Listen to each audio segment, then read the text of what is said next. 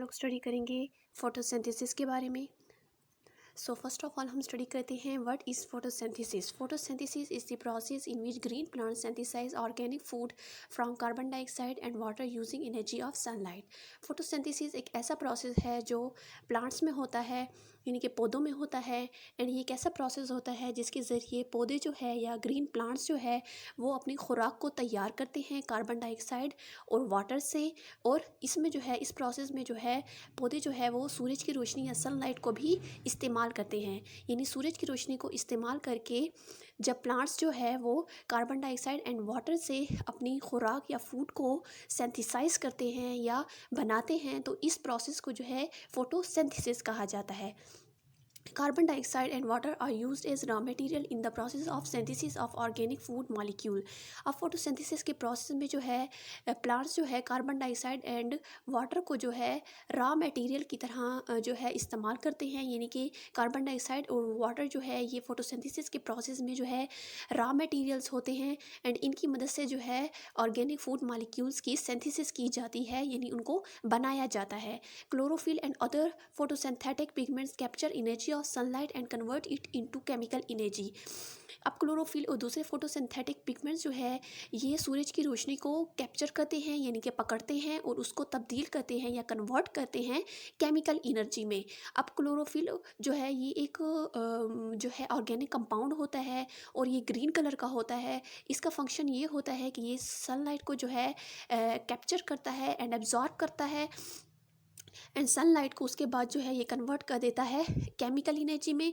And वो chemical energy जो है जब प्लांट जो है फूड तैयार करते हैं तो उस फूड में जो है ये केमिकल एनर्जी स्टोर हो जाती है।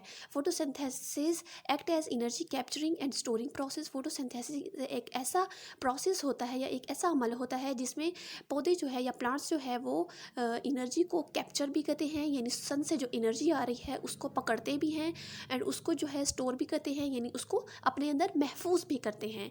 अब साथ में आपको डायग्राम दिखाया गया है।